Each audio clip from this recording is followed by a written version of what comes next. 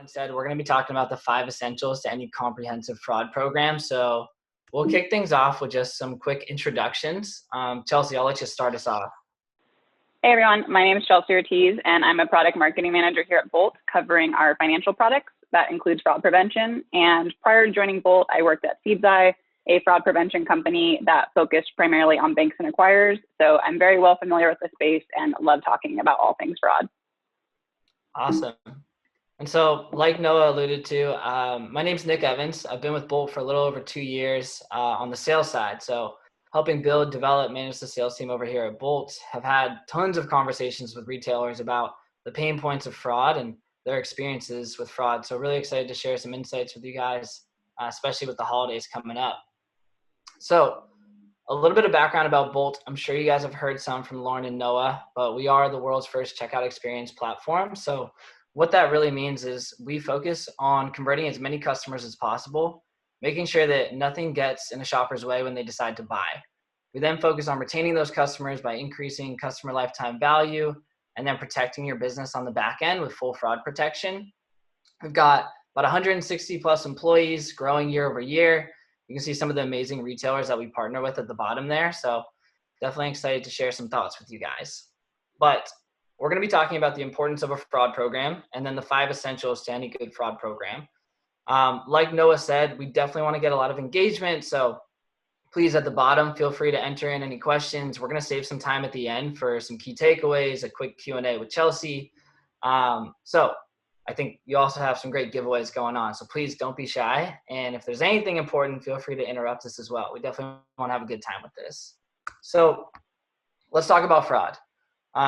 Fraud is a growing problem in the e-commerce space. You can see we've got a few statistics up here. I guess, Chelsea, you want to expand on some of these stats for us? Yeah, definitely. And I won't spend too much time in detail on each of these numbers because I'm sure the group on this call is probably well aware of e-commerce fraud, but I do think it's important to highlight just how prevalent fraud is in our space. So for starters, card not present fraud will only continue to grow, as evident in that $130 billion number. And especially as we see more and more shopping move online, whether that's from COVID or just general market trends already heading in that direction, that number will only continue to grow. Next, we're obviously seeing an increase in fraudulent attacks, but we're also seeing an increase in the successful fraudulent transactions that occur based on that 28% increase from last year of fraudulent attempts that actually succeed every month. And lastly, we all know that $1 of fraud isn't the actual cost of all of the time, resources, and energy that it costs merchants to actually find a solution. It now costs $3.36 on average for every dollar of fraud committed. Yeah, no, it's definitely true. And I know from my conversations, fraud can hit in a variety of different ways, whether it's in fraudulent chargebacks or whether it's the time spent from manual review teams. It can be very costly. But this is what we would call kind of the obvious side of fraud. We also have what we call the hidden cost of fraud. And so when we talk about the hidden cost of fraud, we're essentially talking about false positives. So I guess, Chelsea, do you want to expand a little bit on what false positives are and kind of how they're affecting retailers? Yeah, definitely. So like you said, false positives are often the lesser known cost of fraud or the hidden cost of fraud as we're calling it here. And just as a quick refresher for everyone on the call, false positives occur when legitimate transactions from good customers are marked as fraud and then incorrectly declined. So we can call these false positives or false declines, but the bottom line is that they're often costing merchants substantially more than they realize. Yeah, and I know, like I said, based on my conversations, retailers tend to be pretty surprised at how much money's left on the table. A lot of times we feel like, if you don't see a high amount of chargebacks, you don't actually have a fraud problem. But why are we seeing so many false positives? Yeah, so merchants are often trying to combat this increase in fraudulent activity that they're experiencing, like we saw from the last slide that's so prevalent. And oftentimes they end up overcorrecting and declining more orders in an attempt to block more fraudulent transactions. But many of these declines are actually turning away good, legitimate customers. And this is evidenced by some pretty huge numbers. According to ITA, $331 billion worth of genuine transactions, and that's both card present and card not present, were falsely declined by US card issuers in 2018 alone. And what I think is really important for us to note is that that one-time false decline isn't just a one-time loss of revenue. declining genuine customers can deter them from ever doing business with the company again. According to the Merchant Fraud Journal, up to 40% of consumers say they won't ever shop at a store again if their order was falsely declined. So that initial false positive isn't just losing out on the dollar amount of that specific order, but also potentially the lifetime value of a customer entirely. Yeah. Wow, that's amazing. And so what's happening with these future orders by having these false declines? Yeah, it ends up making the problem even worse. If you have a high rate of false positives and you're using a fraud solution that isn't catching these, those false positives are going back in and training your models to continuously reject those orders because it thinks that they're fraud. So this only further creates a false decline problem as you're actually training your fraud solution to decline legitimate orders. Wow. Yeah, that's pretty amazing. And so, I mean, it's not to say that fraud isn't a big issue, but sometimes the even bigger issue is these false declines that are occurring for really good orders. Yeah, exactly. Gotcha. All right, so let's get into it. We've got the 5 essentials of a fraud program. What makes a fraud program essential? I mean, let's talk about that first. Yeah, that's a great question. I think that we often tend to think of fraud prevention through the wrong lens. So often we think of good fraud prevention as the amount of transactions we're declining, but in reality, we should be thinking about the transactions we're approving, especially in e-commerce. So back to your question, what makes a fraud program essential? And it's essential to provide a frictionless customer experience. Now, I know frictionless is one of the most overused and go-to buzzwords in fraud prevention, but it's still important. This means that we want to ensure that all of the security measures and preventions we've put in place essentially goes unnoticed to customers.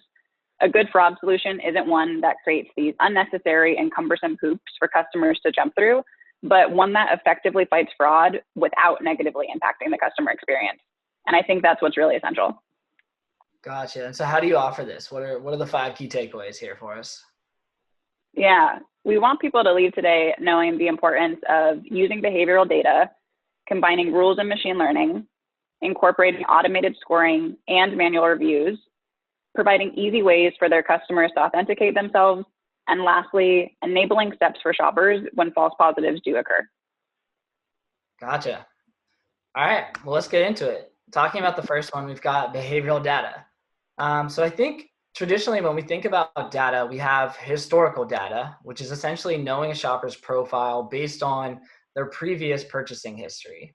But that's essentially only one part of the equation. Why is that?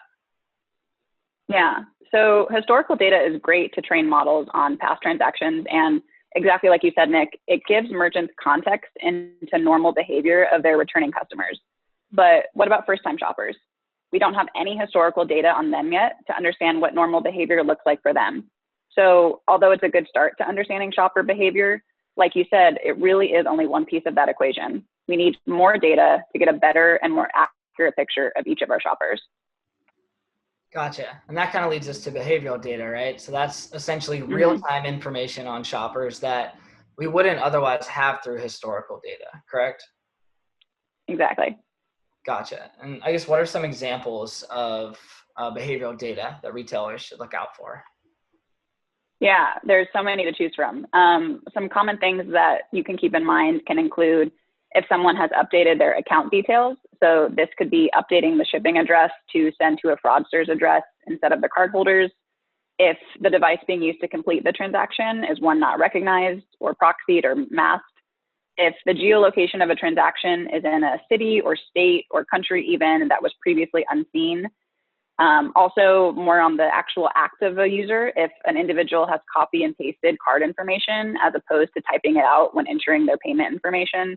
You can also look at how long a normal session duration is for the shopping experience and how long it takes to actually get to checkout and many more. Gotcha. But I mean, I would assume just because one of these things doesn't add up doesn't mean I'm necessarily a fraudster, right? Like, for example, I guess if my shipping address was to change. I personally live in San Francisco. A lot of us are working remotely. Some people are leaving the city.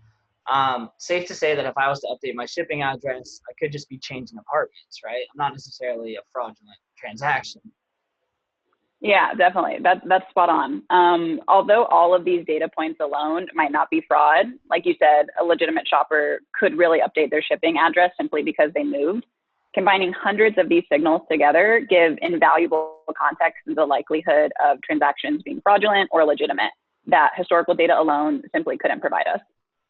Gotcha. And so how does this tie back into providing a frictionless customer experience? Yeah, this is important because it's catering your fraud solution specifically to each shopper.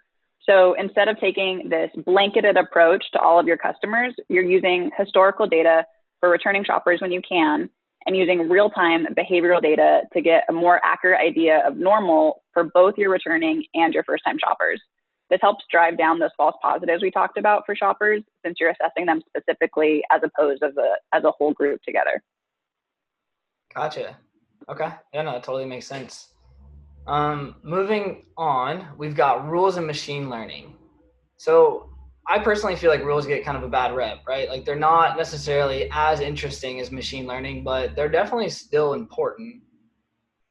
Yeah, completely. I feel like everyone doesn't like talking about rules, but just because they're a basic part of fraud prevention doesn't mean they aren't a really critical part of fraud prevention.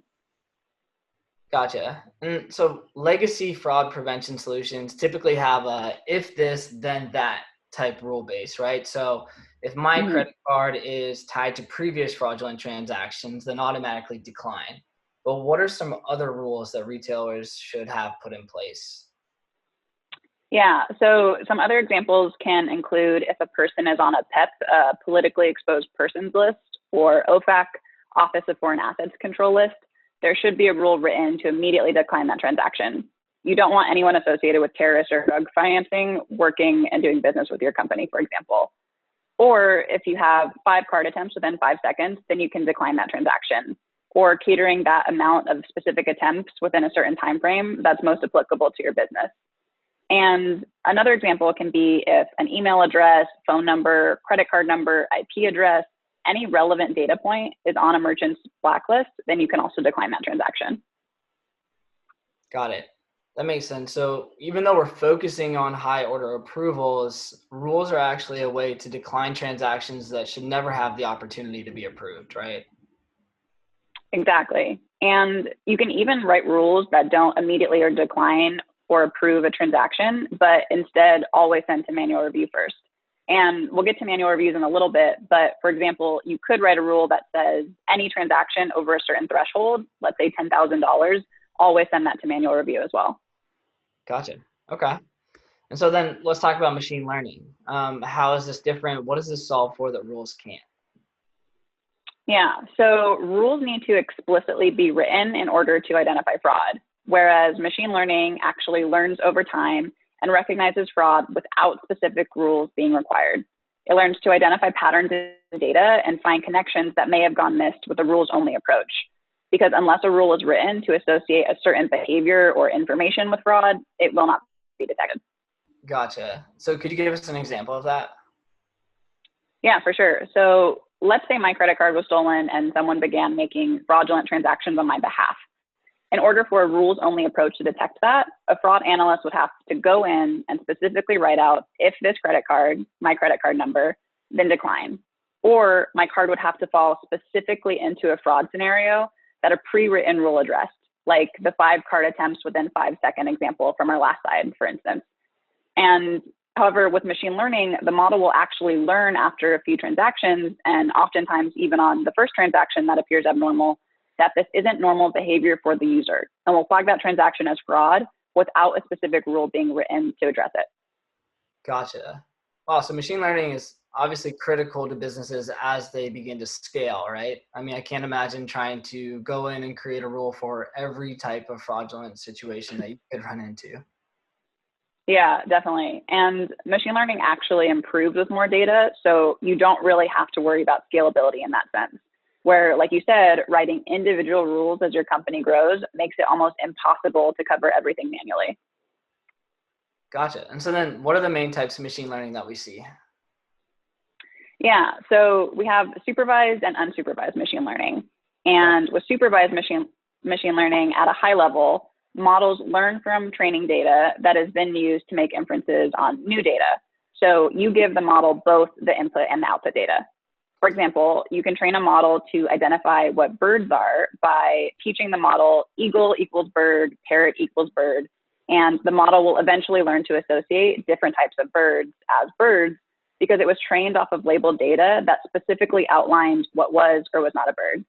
I know we're getting very technical here with our bird examples, but in fraud prevention, training data is used to explicitly label transactions as fraud or not fraud, and the model continuously learns to associate that behavior with what is fraud. Gotcha. And so what about unsupervised machine learning? How's that different? Yeah, so on the flip side, unsupervised machine learning, unlike supervised, models don't use training data to learn patterns, but instead use only the input data. There's no output data involved to recognize these patterns. So for example, instead of specifically saying eagle equals bird, parrot equals bird, in unsupervised machine learning, the model will eventually group together eagles and parrots and see that they share a commonality of being birds. So in fraud prevention, unsupervised machine learning allows models to group together fraudulent activity because it recognizes they share commonality as opposed to labeling specific transactions as fraud. Very interesting. So overall, I guess what we're saying is that rules and machine learning together, we're able to focus on higher order approvals, but also declining orders that we should not be approving, correct? Yeah, exactly. So they both have strengths on their own, but they're definitely better together. And we can think of rules as kind of that first layer of defense against confirmed cases that you know you should decline. Mm-hmm. And then machine learning helps augment that baseline to identify even more fraudulent activity and identify more good transactions that would fall outside the realm of our typical rules. And importantly, like we talked about, help scale with your business. So rules are more of the reactive side of the house, and machine learning allows you to be more proactive. Gotcha. And so that kind of ties back to the frictionless customer experience, right? By having this multi-layered approach, we can make sure that customers are protected from these fraud experiences, but they're also not having a terrible experience by experiencing a lot of false declines.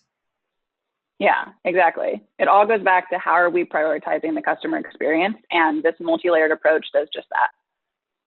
Got it. All right. So let's talk about automated scoring and manual review. Definitely starting to see a trend here with the multi-layered approach. You got it. I think whenever you can have a multi-layered approach, you're going to detect more fraud and simultaneously approve more orders just because you're covering more ground.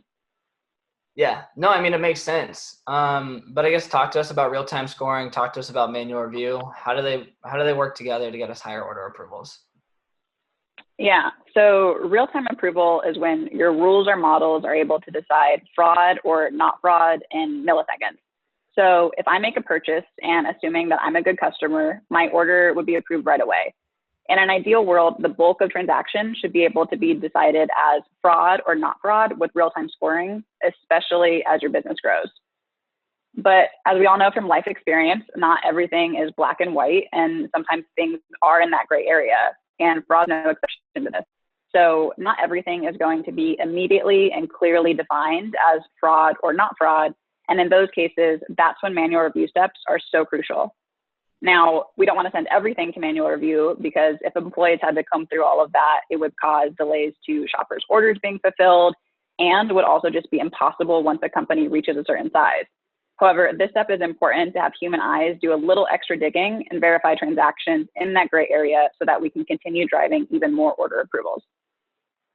Gotcha. And that makes sense. But I mean, I guess why is manual review so important if we're trying to make sure that everything is scored in real time? What happens if we skip that step? Yeah, that's a good question.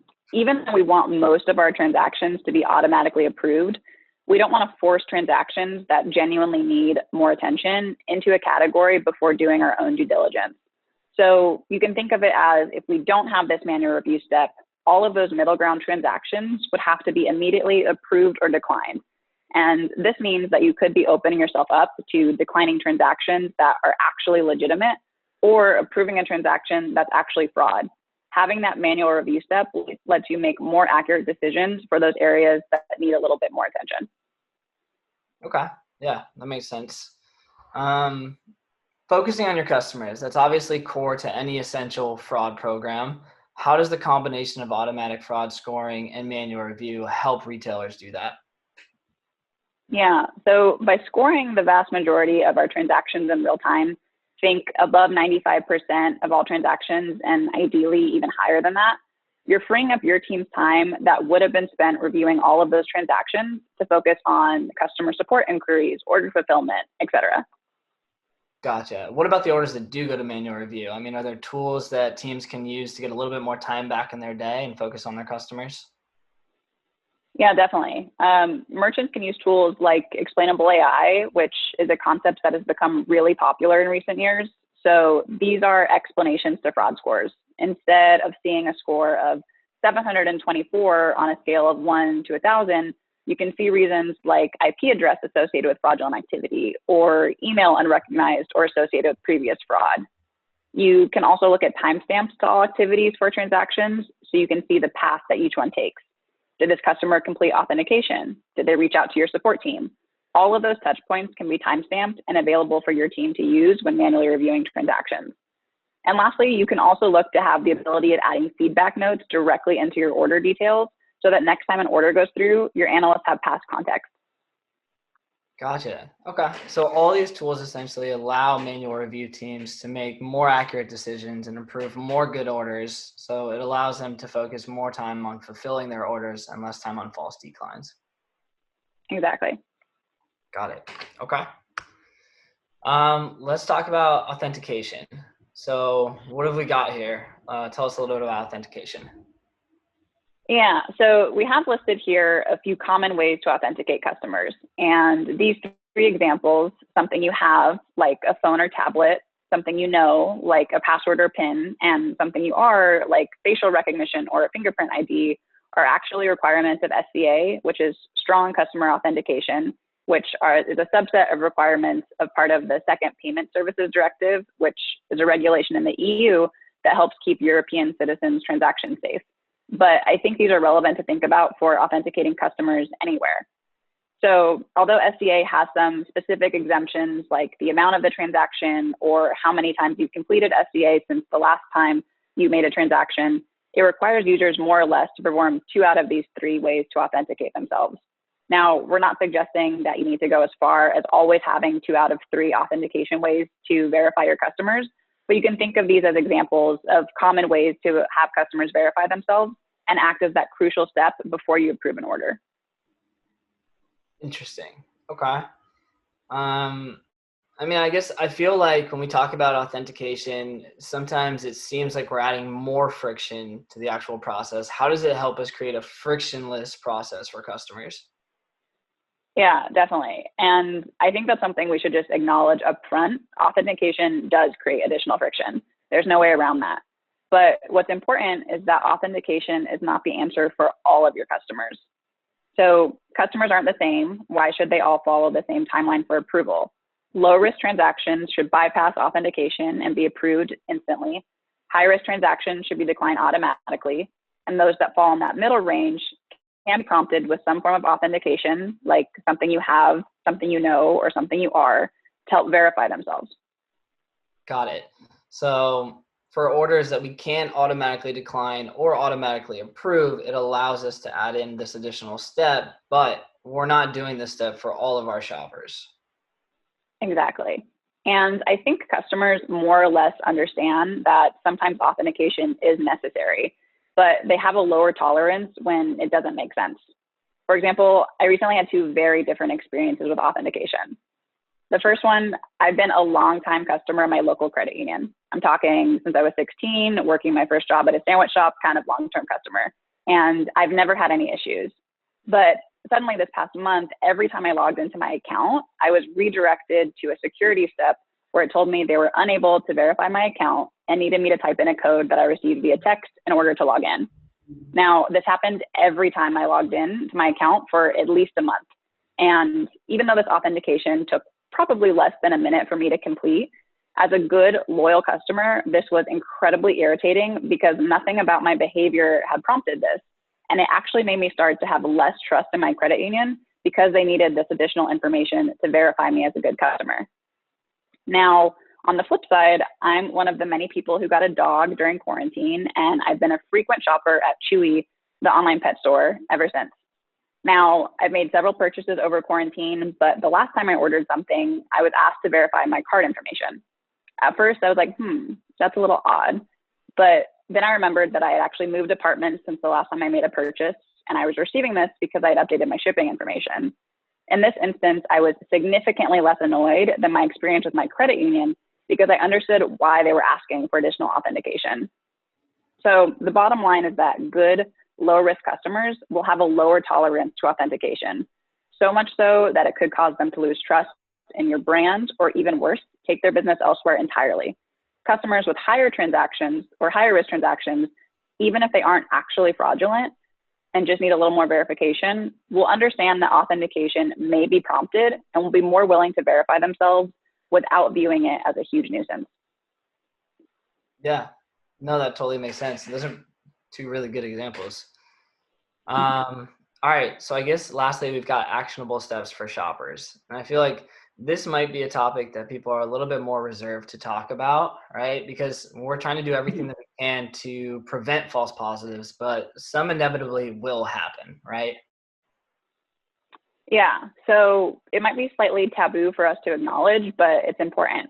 False positives are inevitable.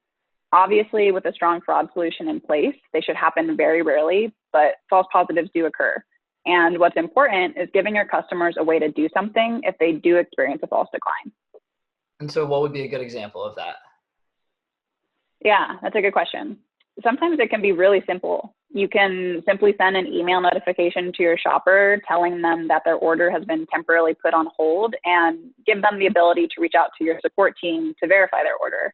Now, obviously, these emails aren't going to be sent to those ultra high risk transactions like blacklist or confirmed cases of fraud, but it gives your customers a way to proactively reach out and provide additional information in order to verify themselves.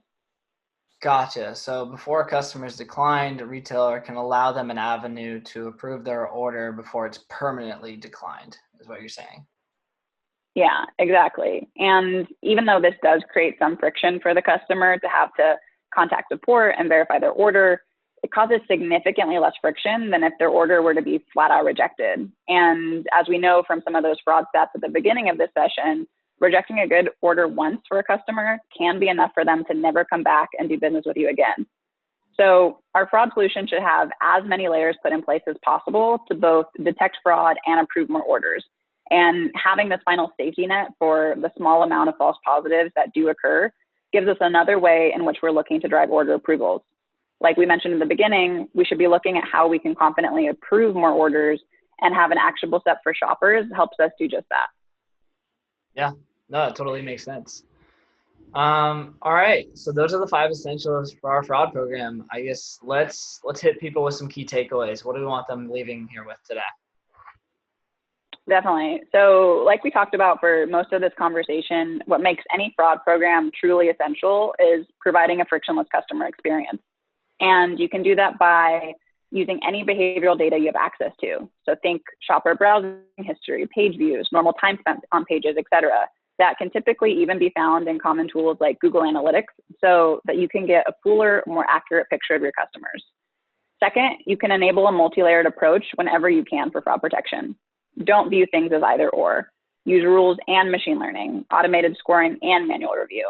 Having 2 layers of defense is critical to capturing more fraud and improving more orders. Next, authentication shouldn't be applied to all customers. Think about those middle range customers where additional information would help you approve more orders. You can think of authentication as if you can approve this order or decline this order without it, the customer should not receive it. And lastly, give some onus back to your shoppers. Most of the time, shoppers aren't able to do anything if their order is about to be declined. Instead of giving them a poor customer experience and potentially losing them as a returning customer, you can notify them about the status of their order and give them a clear next step to reach out to your support team to help verify that order. This will drive up revenue for you with additional order approvals, and in turn improve the customer experience by not having their orders falsely declined. Love it. All right. So I guess we have some time to go through some Q&A. It looks like we have some questions in here. Let's start with this one. How do false negatives impact good orders, Chelsea? Yeah, so false negatives, obviously we talked about false positives being kind of that hidden cost of fraud because you're turning away your good customers, but false negatives are that kind of upfront initial cost that we talked about. So that's actually when you're letting those fraudsters get through and your machine models aren't actually catching that. So just like we want to make sure that we're approving good customers, if you're approving fraudsters, you're going to be hit with a fraudulent chargeback most likely on the end. And then also it goes back in and trains models to say, hey, this is a good customer, when in reality, we shouldn't be approving those orders either. And I think that's important to note. Although we want to be maximizing order approval, it's very important to maximize order approval for good transactions. We don't just want everybody to go through and then all of a sudden be hit with fraudulent chargebacks because we approved orders of fraudsters instead of our customers. Gotcha. No, yeah, that makes sense. Here's one. So, Nick, based on your conversation with retailers in the field, how does fraud affect smaller retailers versus large enterprise retailers differently? Are smaller merchants less likely to be affected? I mean, based on my experience, I definitely would say they're not less likely to be affected. I think what I've experienced from the conversations I've had is that, smaller retailers tend to have more reliance on their manual review team. So what I've seen is that they end up actually spending quite a bit of time reviewing these orders, whereas a lot of enterprise retailers have either built out a team solely dedicated to fraud, or they've already put in place a lot of the things that Chelsea talked about. So I'd say both have the ability to get affected in the same sense, but I would say that enterprise retailers tend to have either already been affected and put things in motion, or realistically, they have these teams that are already built out. Chelsea, anything you would add to that? No, I think that's spot on. I do think it's a common misconception that smaller retailers are less likely to be hit with fraud, but oftentimes I think fraudsters feel like they maybe have less resources put in place, or they don't have that dedicated team, like you said, and they actually find themselves on the receiving end of a lot of fraudulent attacks. Yeah. No, yeah, I would agree. This is an interesting one. So speaking of COVID and its impact on fraud, how does this affect historical data for shoppers? What would be your thoughts on that? Yeah, that's a really good question, and obviously very pressing given the year that we're in. But essentially, I think historical data, it's telling us what normal behavior is, and COVID has more or less kind of turned normal behavior on its head. For example, if someone's typically, making a $50 once a week purchase at a grocery store and suddenly are making $200, $300 purchases really regularly, stocking up on toilet paper or other essentials, that's not considered normal behavior for them. And so even though that actually is a shopper making purchases, historical data would tell us that's abnormal. So this behavioral data and that real-time analytics piece we talked about is super important during the times of COVID, because historical data is going to be a little skewed and less accurate because we're living in a time in which all of our behavior is affected and different. That historical data is not going to be as cut and dry as I've always acted this way, so therefore my current behavior is going to paint the same picture. Gotcha. All right, so here's a good one. Chelsea, there's always a lot of conversation on the topic of build versus buy. When it comes to fraud prevention, what are some of the pros and cons to building a fraud solution in-house versus buying one from an established fraud vendor? Yeah, that's another age-old question in fraud prevention, build versus buy. I think it really depends on each merchant and their business, and importantly, like the time and resources they have to actually dedicate to building a fraud solution.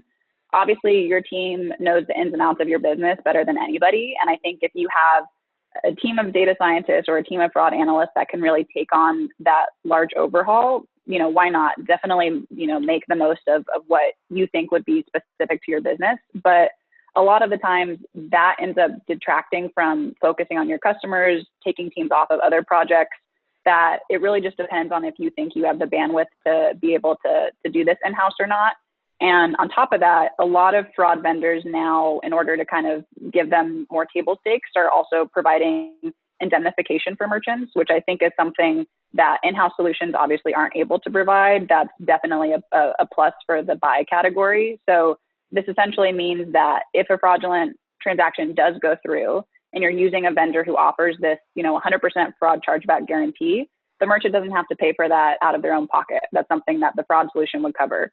So it just kind of depends on if you're willing to take more of the responsibility yourself and think that you're confident enough to be able to address when those cases do happen, or if you'd rather have kind of the peace of mind of knowing, I have something put in place, and if fraud does come through, it's not going to be affected and taken from my pocket. Gotcha. And this question you kind of touched on a little bit, but what skill set and domain expertise do smaller merchants need to build in-house to build a robust fraud program? Yeah, I think obviously, when we talk about machine learning, having a team of data scientists is really crucial. But if you want to get started and don't necessarily have, a dedicated DS team or are ready to get started with models, you can always put in some of those basic rules that we talked about. So having those conditional statements of if this, then decline is a good starting point for teams. But I think as companies grow and as they get more orders, more customers, more data, it's important to have that aspect of augmenting rules with machine learning. But smaller teams can definitely get started with some, the basics of fraud prevention, because they will help decline the orders that you're supposed to be declining and hopefully help approve more orders as well. Yeah, no, totally. If somebody doesn't have a fraud solution, is there a way for them to have access to shoppers' historical buying data? Yeah, I think it depends on each merchant, but like I mentioned for behavioral analytics, sometimes a lot of that really important information is already in tools like Google Analytics, where you see the average time spent on a page or kind of insight into your typical shopping sessions. And maybe that's not necessarily historical data for each user. So you have all of my previous order purchase history, but you're at least getting a general idea for what's normal for people to interact with on your page. And suddenly, if you see someone who bypasses all product pages and just goes straight to checkout and bought, 50 items, that might raise a few red flags. So you can look at things of, if I don't have historical data, how can I rely on the data I already have access to? And a lot of merchants have that just kind of through basic analytic tools that they're already using. Got it. Cool. It looks like we have a few questions that are in the chat here. I think we have a few minutes left. So what can we do to help notify the stolen credit card holder that they have been victimized? Authorized has not been very helpful with this. We get a lot of smaller fraud purchases that may not be recognized by the card holder. Yeah, that's a really good question. So when I was talking about shopper actionable steps for shoppers, was kind of like that on hold section as well.